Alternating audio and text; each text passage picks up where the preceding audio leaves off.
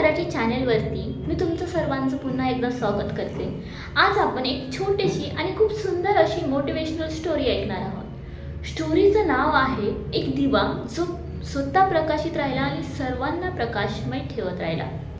तर स्टार्ट होते स्टोरी एका छोट्याशा गावामधून। एका छोट्याशा गावामध्ये एक वृद्ध व्यक्ती जे शिक्षक होते ते राहत होते। त्यांचं नाव होतं पंडित सत्यनारायण।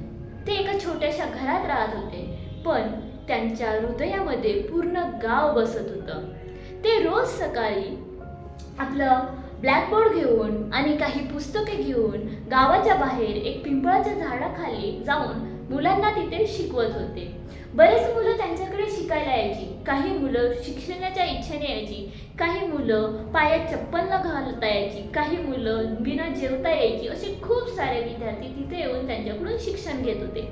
एके दिवशी काय झालं, त्या गावामध्ये खूप जोरदार असा पाऊस चालू झाला। पूर्ण गावातून पाणीच पाणी जमा झाले आणि ते शिक्षक जो वृद्ध व्यक्ती होता तो त्या पिंपळाच्या झाडाखाली छत्री घेऊन तिथेच उभा राहिला। एका हातात खडू होता आणि त्याचा ब्लॅकबोर्ड तिथे पावसात पूर्ण भिजत होता। तिथे तो त्या ब्लॅकबोर्डवर लिहित राहिला। तिथून जाणारा एक व्यक्ती त्या वृद्धांना बोलतो, बाबा तुम्ही एवढ्या भर पावसामध्ये का बसला इथं? आणि स्टुडंट पण आले नाही तुमचे, तर तुम्ही इथं का राहिलात उभे? एवढ्या पावसात का उभं राहायचं? तर त्या गुरुजींनी थोडीशी स्माईल दिली आणि बोलले की मी या पावसाला सुद्धा सांगतोय, बघ तू आला तरी मी माझं शिक्षण थांबवणार नाहीये, हे पुढे चालूच राहणार आहे। थोडक्यात असं त्यांचं म्हणणं होतं की किती काही प्रॉब्लेम येऊ दे, काही संकट येऊ दे, तरी जे मी शिकवणं आहे स्टुडंटसाठी ते कधीच थांबणार नाही, ते माझं कंटिन्युटीमध्ये चालूच राहणार आहे। हे ऐकून तो व्यक्ती खूप आणि तिथून गेला। त्याच्यानंतर त्याच्या जे गुरुजींचे काही स्टुडंट होते, काही कालावधीनंतर त्याच्यातले काही स्टुडंट शिकण्यासाठी शहरामध्ये गेले। तिथून ते डॉक्टर झाले, इंजिनियर झाले। एके दिवशी काय झालं, त्याच्यातलेच ते विद्यार्थी येऊन त्यांच्या गावामध्ये खूप भव्य असं शाळा ओपन केली। त्या शाळेच्या उद्घाटनासाठी त्यांनी गुरुजींना बोलवलं। गुरुजी आले, पांढरा पैजामा, पांढरं कुर्ता घालून ते स्टेजवरती आले आणि एवढंच नव्हे तर ते इतके आनंदी झालं की आपण ज्या मुलांना शिकवलं ते इतके मोठे घडली आणि एवढं सारं सुंदर काम केलं। त्यांच्या मनामध्ये एक खूप असा छानसा आनंद दिसला गेला। काही कालावधीनंतर त्या गुरुजींची मृत्यू झाली। त्यांनी शेवटचा श्वास घेतला आणि जाताना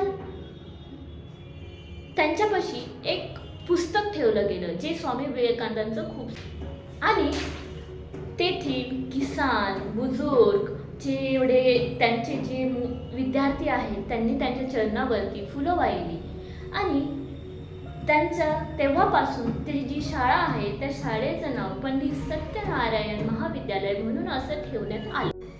सो गाईज, कशी वाटली तुम्हाला स्टोरी? एक शिक्षक आणि एक मार्गदर्शक तर आपल्या जीवनामध्ये असेल तर आपण कुठेपर्यंत जाऊ शकतो हे तुम्ही पाहिलंच असेल। जर तुम्हाला पण असंच पुढे जायचं असेल तर आपण आपल्या हेल्पराज फाउंडेशनतर्फे एक सेल्फ रिअलायझेशन हा प्रोग्राम आणि लीडरशिप म्हणून हा प्रोग्राम असे प्रोग्राम आपण फाउंडेशनतर्फे तुमच्यासाठी खास लॉन्च करत आहोत। तर या प्रोग्रामचा नक्कीच लाभ घ्या, कारण जर एक मार्गदर्शन आपल्या जीवनामध्ये भेटला तर आपलं जीवन शून्यातही पुढे जाऊ शकतं।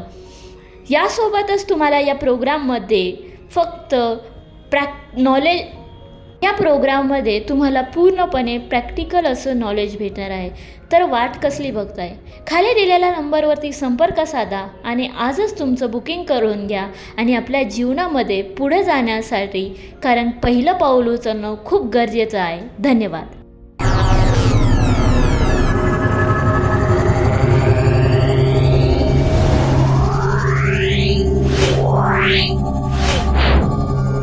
Yeah.